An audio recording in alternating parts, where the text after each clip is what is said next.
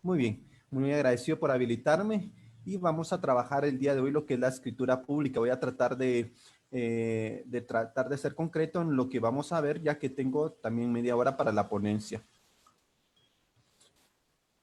Bueno, acá entonces tenemos, vamos a reducir un poquito esto.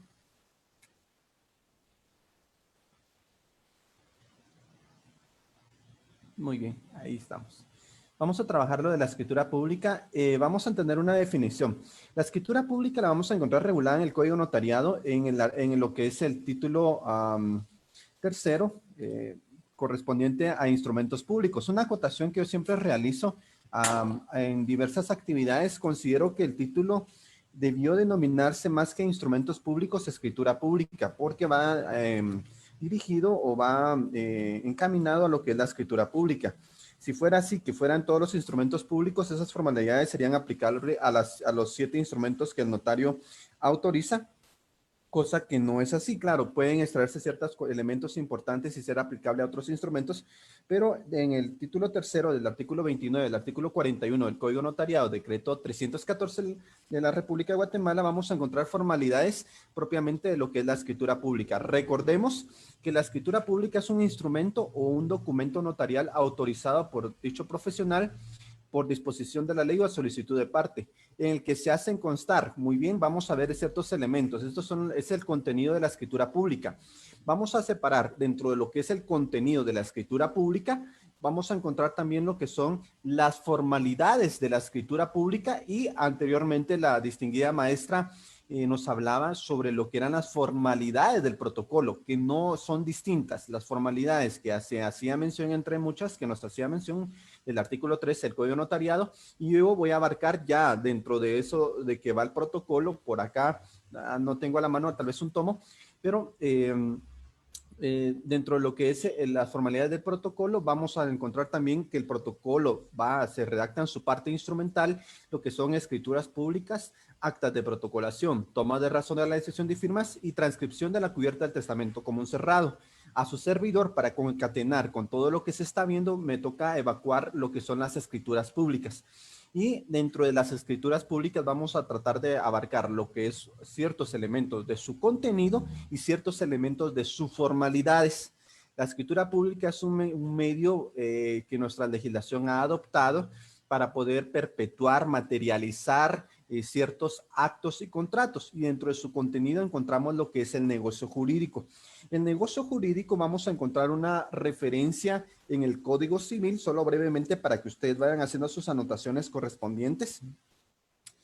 Y lo vamos a encontrar en el apartado del artículo 1251, una acotación muy importante. En nuestra legislación he encontrado varias definiciones de lo que es el negocio jurídico. A título particular, considero dentro del contexto que se maneja del apartado del libro quinto del Código Civil, que se denomina del negocio jurídico de la declaración de voluntad. A título particular, considero que el negocio jurídico es una declaración de voluntad en el cual requiere para su validez capacidad legal, objeto lícito y consentimiento que no adolezca de vicio. Muchos lo pueden definir de alguna otra forma, pero yo trato de tomar ciertos elementos de su contexto del apartado del libro quinto para poder establecer. Entonces vemos que un negocio jurídico va a ser materia de ser susceptible dentro de una escritura pública. También declaraciones de voluntad.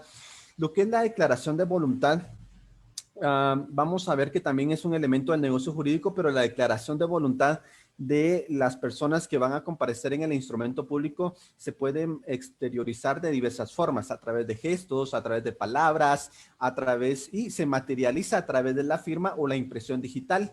Las palabras, pues podemos entender que el notario tiene fe pública y lo materializa esa fe pública que él escuchó esa manifestación de voluntad, pero hay un momento en donde esa manifestación de voluntad se materializa y se impregna en cierta manera en el instrumento público, que es a través de la impresión dactilar. Eso en ese momento el compareciente deja parte de esa exteriorización de la voluntad en el instrumento público.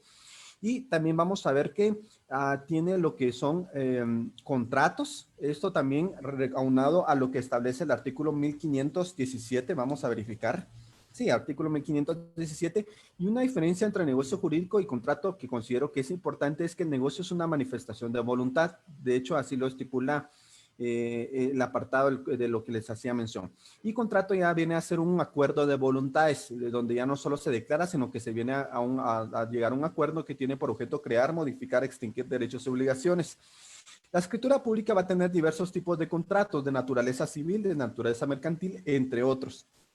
Algunos que son típicos, algunos otros atípicos por la libertad de forma, siempre que no sea al ordenamiento jurídico, objeto lícito y pues que no sea contrario al orden legal. Entonces vamos a ver qué es la libertad de forma dentro del contexto jurídico guatemalteco. Y como les hablaba, manifestaciones del consentimiento. El consentimiento tiene varias etapas. Una de exteriorización, en que se exterioriza, que es a través de gestos, palabras, gestos. El notario le dice, mire, ¿qué es lo que usted quiere hacer? Vender, comprar. Y la otra persona pues manifiesta, sí, eso es lo que quiero hacer. Y viene el notario, toma eso, le da una forma legal y lo materializa en un instrumento público. También le pregunta, mire, lo que escribí acá es lo que usted quiere hacer. Le explica la asesora, la función asesora, modeladora. Y la persona, el cliente, le dice, sí, eso es lo que yo quiero. Ahora, cuando nosotros seguimos avanzando, hay un momento donde ya ese contrato o ese acto, o el acto, perdón, se llega a consumar a través de la materialización de la firma. En ese momento ya ese acuerdo se viene a perpetuar en el instrumento público. Esto es como un acontecimiento en el cual ya el notario en ese momento que ya está materializado ya no tiene más opción que autorizar el instrumento, no cancelar, porque ya se fue consumado la manifestación de voluntad materializada en el instrumento público. Muy bien, algo a grandes rasgos de lo que es la definición en el contexto de la importancia dentro de nuestra sociedad de la escritura pública. Aclaro, las escrituras públicas van a ser una clasificación de los instrumentos públicos para que ustedes tengan conocimiento. Muy bien. Dentro de la clasificación de lo que es la escritura pública, vamos a encontrar que tenemos la escritura matriz o principal, que es esta la que surte efectos por sí mismo, no necesita ninguna otra, sino que a partir de ese momento empieza a crear derechos y obligaciones.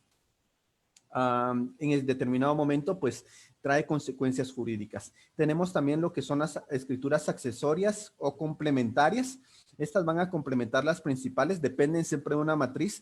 Puede ser que en determinado momento estas tienden a modificar, rescindir, ampliar o aclarar una escritura principal y van a haber ciertas obligaciones que conlleva autorizar una escritura accesoria.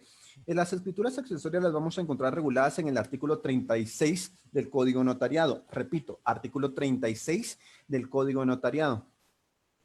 Dentro de este contexto del artículo 36, nosotros vamos a verificar que van a haber ciertas obligaciones posteriores, claro. Y por último, vamos a encontrar lo que son la escritura o el instrumento público cancelado.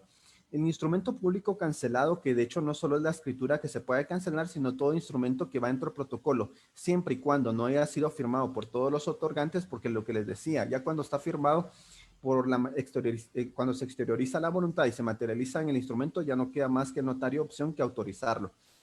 Vemos entonces acá que se puede cancelar, puede ser por errores de impresión. Muchas veces, a veces sucede que nosotros introducimos mal la hoja y nos imprime mal en contracara. Puede hacer que en determinado momento se nos haya agotado la tinta, se nos haya desconectado la impresora. Puede hacer que en determinado momento ya no llegaron los clientes, nos dicen, mire, ahorita llego y al último momento cambiaron de opinión. Entonces, acá tenemos una opción de poder cancelar. En cuanto a la forma de cancelar, la ley no hace mayor mención que lo que estipula el artículo 37 del Código de Notariado en su literal B, que tiene obligación posterior de remitir un aviso de escritura cancelada. De esta también la ley hace alguna mención muy especial, que no se pueden expedir copias. De las escrituras canceladas no se pueden inscribir copias. Esto hay que tomarlo en cuenta porque si en determinado momento se me llega a extraviar una escritura cancelada, recordemos que no va a haber una copia, un testimonio especial, no va a haber un testimonio de la parte interesada, no puede existir una copia, porque la misma ley establece que no se podrán expedir copia de las escrituras canceladas. Esto lo encontramos literalmente establece de las cuales no podrá extenderse copia o testimonio. Entonces vamos a ver ese aspecto muy importante. Aclaro, la escritura cancelada sí ocupa lugar y espacio dentro del protocolo y sí tiene que incluirse dentro de la razón de cierre, como hacía mención la maestra Norma Santos, y también tiene que hacerse mención en la razón de cierre a cuántas escrituras son canceladas. También repercute en cuanto a lo que es el aviso trimestral. Puede hacer que la escritura cancelada sea el último instrumento que autoricé dentro del trimestre cartulario, y acá tendría que hacer mención que el último instrumento fue una escritura cancelada, ¿de acuerdo? No hay una diferencia. Todos los instrumentos se redactan, pero unos se cancelan y otros se autorizan, dependiendo de la naturaleza en cual surte sus efectos jurídicos. Entonces, en este orden de ideas, pues vamos a ver la clasificación. Hacía mención, tenemos escrituras accesorias, ampliación, modificación, rescisión y aclaración. Artículo 36, y también lo encontramos en el artículo 77, dentro de lo que es las excepciones del numeral 1, creo que es la literal A, B, C, D, E, la literal E, creo que son literales, por ahí me corregirán, pero para apresurar el tiempo, solo se los dejo, está en el artículo 77, numeral 1. Acá establece que el notario podrá autorizar escrituras de ampliación o aclaración que tengan por único objeto enmendar errores de forma que no sean de los contemplados del artículo 96, parafraseando un poco. Entonces, vemos dos artículos que hacen mención, y dentro del artículo 36 se establece ciertas obligaciones posteriores. ¿Cuáles son? Razonar la escritura matriz. Si en caso nosotros somos los autores de la escritura matriz, pues razonamos al margen de la escritura matriz en el protocolo anterior o en el mismo tomo del protocolo. Razonar títulos que tengan a la vista que surta modificación. Puede hacer que si sea una ampliación, una aclaración, tenemos que razonar que ese título fue modificado por una escritura de ampliación. Ojo, señores estudiantes, miren, esto es muy importante. Si el instrumento principal tiene una forma de escritura pública, no podemos modificar, sino que también con otro instrumento de la misma categoría de la escritura pública. Esto es muy importante. También remitir aviso de escritura accesoria. Esto lo encontramos muy escondido dentro del Código de Notariado, algo encriptado, les digo yo, que es el artículo 81, numeral 9 del Código de Notariado. Acá establece que se remitirá un aviso al director del Archivo General de Protocolos, quien tomará razón de los tomos que se encuentren en dicho archivo. También tenemos testimonio especial, que esta ya es una obligación de todo instrumento público dentro de los 25 días hábiles siguientes al otorgamiento. Y testimonio a la parte interesada con duplicado si fuere para cuestiones de registro. En donde no emite duplicados en caso que fuera un mandato. En dicho registro de mandatos no se presenta con duplicado. En otro tipo de registro si nos piden duplicado. Duplicado, vamos a entender, recordemos que el duplicado va firmado y sellado en original. Esa es la diferencia de un duplicado. Muy bien. Siempre hablando en ese mismo contexto de cómo son lo que es razonar al margen del protocolo de la escritura, lo vamos a tratar de hacer al margen. Una acotación, sí hay que tener un poco de cuidado, porque si nosotros vamos a coser el protocolo, a veces la razón queda un poco escondida.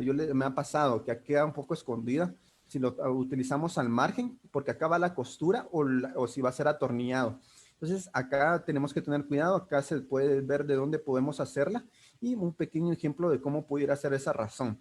Se concatena que se está empleando por el instrumento correspondiente.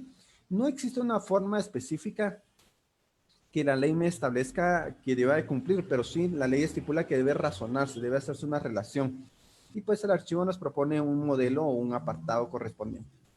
Este es el modelo del aviso, del cual corresponde a la escritura de ampliación, aclaración, modificación. Para que tengamos idea, también es importante cumplir con este aspecto, porque de esto se va a dar, primero, para que exista una seguridad y certeza jurídica dentro de lo que se está realizando notarialmente.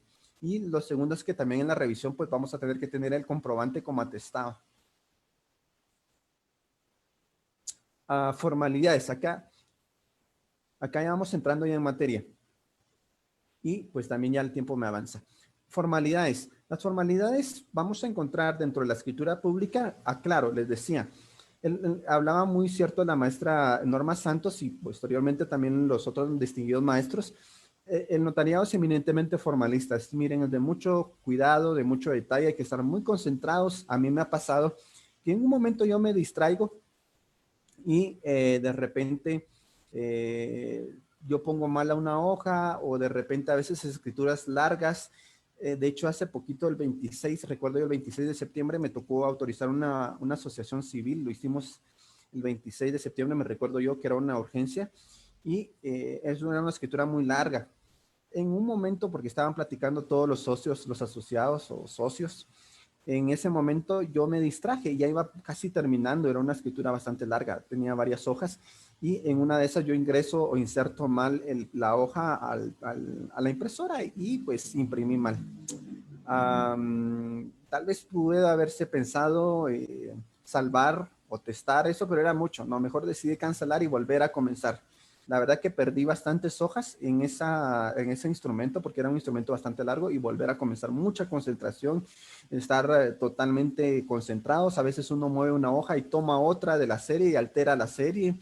A veces uno en determinado momento, recuerdo un amigo que él ingresó la hoja a la impresora y se da cuenta que no era la hoja, entonces él trata ya de eh, ingresada lo que es a la impresora, más si a veces son de estas, por ejemplo, acá tengo una que es de estas que ya son impresoras al láser, esas ya no se pueden extraer y él intentó sacar la hoja y rompe la hoja. Entonces, hay que tener mucho cuidado, les decía. Vamos a, hablar, a diferenciar entonces de las formalidades del protocolo, las formalidades de la escritura pública, vamos a tener formalidades del negocio jurídico y vamos a tener las formalidades de en sí el acto o contrato. Por eso tenemos que ir cumpliendo con todas las formalidades que se van a tener. Y si alguna de esas faltare, pues existen acciones legales en las cuales se puede redarguir el instrumento público o se puede atacar el negocio jurídico o se puede atacar las formalidades del protocolo. También en determinado momento vamos a ver ese aspecto porque eso también es importante. Por ejemplo, una formalidad del protocolo que es obligación previa es el derecho de apertura de protocolo, que hacía mención la maestra Norma Santos.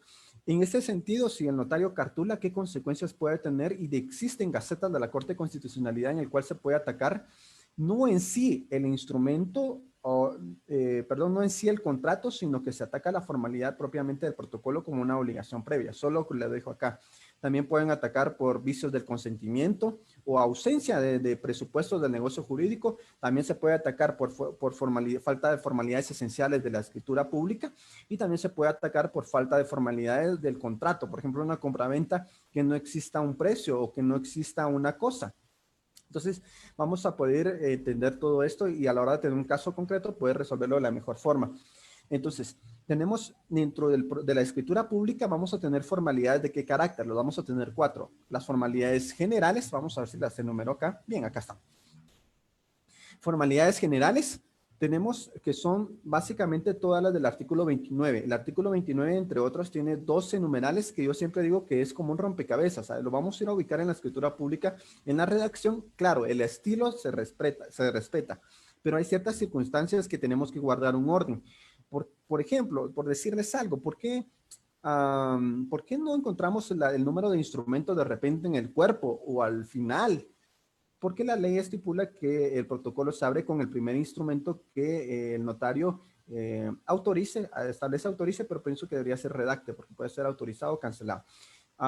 Que el notario autorice, el cual iniciará en la primera línea del pliego inicial con el primer instrumento. Entonces vamos a ver que es importante que lleve ese orden, qué número de instrumento. Entonces hay ciertas formalidades que se van a ir complementando.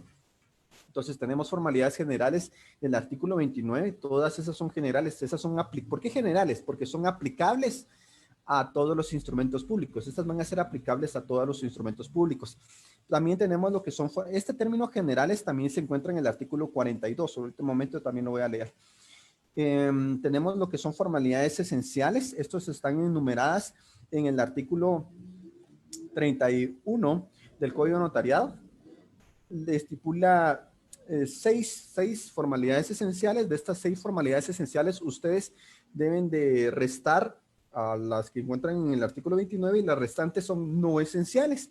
Las consecuencias jurídicas va a depender, cada uno tiene una diferente forma de ser redarguidos o en determinado momento, pues atacar una nulidad, un juicio ordinario de nulidad por falta de formalidades esenciales y daños y perjuicios que ocasionó el ejercicio profesional del notario. En el caso de formalidades no esenciales, pues solo va a dar lugar a una multa. Esto lo aplica, si no estoy mal, tal vez me corregirá la maestra Judith, pero lo aplica al archivo. Creo yo que de las pocas instituciones, creo yo, que sí lo aplica. De esta falta de formalidades no esenciales, me corregirá, pero en el registro de la propiedad no nos aplican esa multa. Aparte es de la suspensión del instrumento, que es del arancel, pero solo hago acotación de esto, me corregirán ahí si yo tal vez estoy aduciendo mal. También es de hacer mención que tenemos formalidades esenciales. Las formalidades esenciales las vamos a encontrar dentro de lo que es el artículo 42, las formalidades especiales. Las vamos a encontrar en el artículo 42, enumera en referente a testamentos y donaciones por causa de muerte, que también es otro tema que voy a tratar de abarcar. Que establece, además de las formalidades generales, además de las formalidades generales. Entonces, ¿cuáles son las generales? Son las del artículo 29, porque el testamento no se exime de cumplir con las formalidades generales de la escritura pública, sino que el testamento va en escritura pública, porque vamos a encontrar que se establece en el Código Civil que el testamento es un acto, no contrato. Muchos establecen que es un contrato. No, es un acto de última voluntad de carácter solemne. Y entendemos también que las escrituras que son solemnes van a tener ciertas formalidades especiales en otra que consta en escritura pública. Y la escritura pública se redacta en papel sellado especial para protocolos. No confundan el término escritura pública con papel sellado especial para protocolos. Son cuestiones, claro, se complementan, pero que en el artículo 8 del Código Notariado y artículo 9 pues van relacionadas. Entonces, vamos a ver este aspecto. Y brevemente, bueno, vamos a compartir otro material acá. Por premura de tiempo, yo sé que vamos a compartir. Este es otro material, si de repente se los trasladamos, con todo gusto quedo a las órdenes.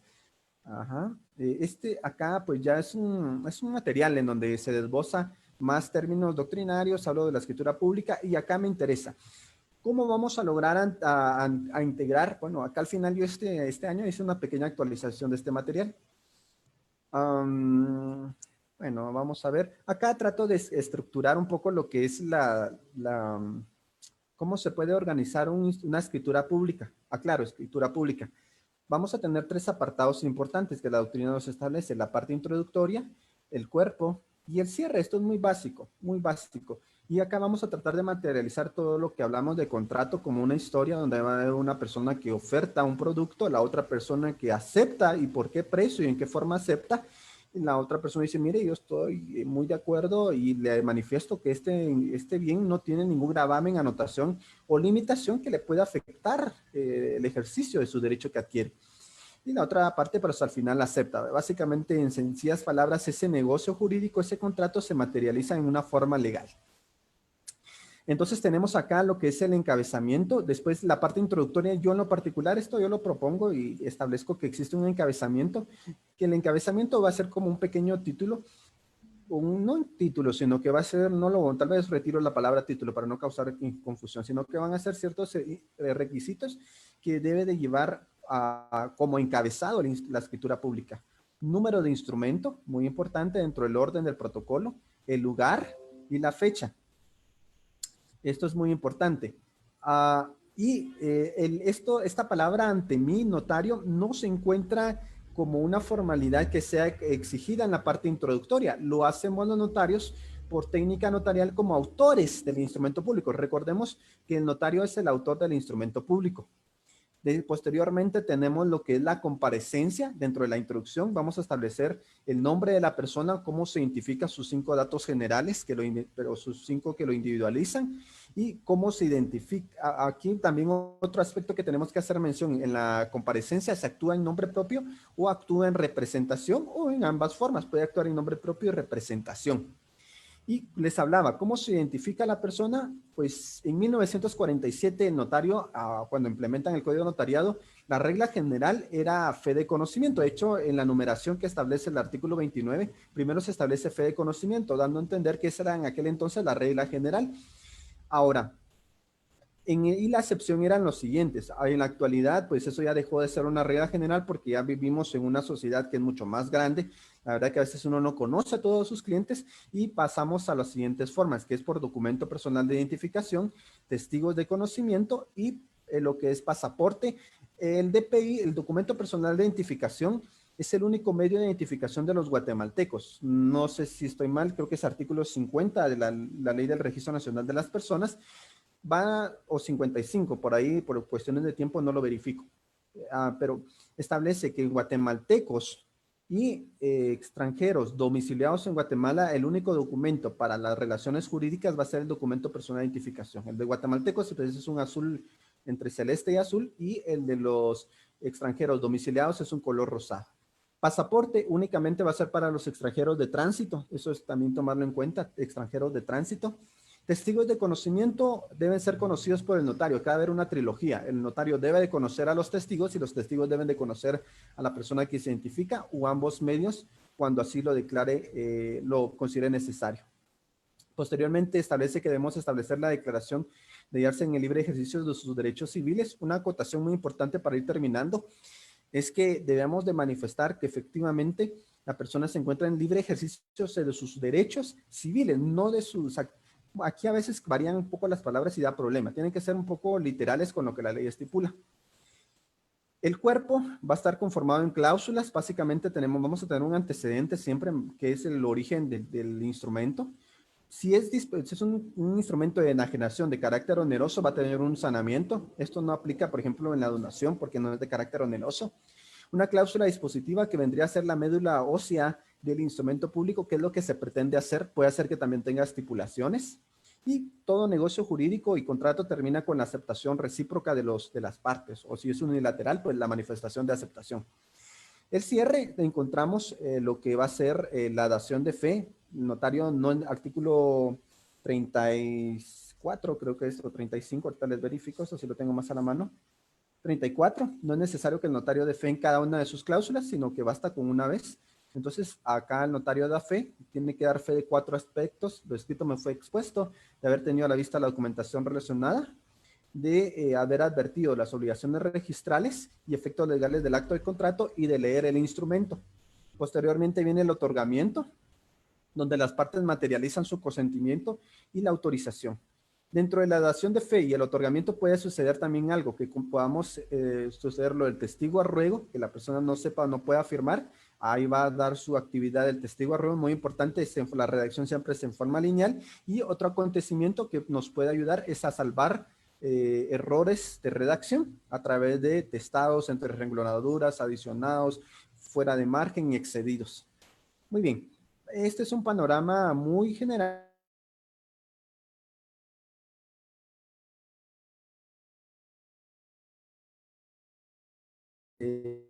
Estaría terminando mi participación. Hoy quiero tomarme el tiempo para que, me siento muy condicionado que me hayan tomado en cuenta.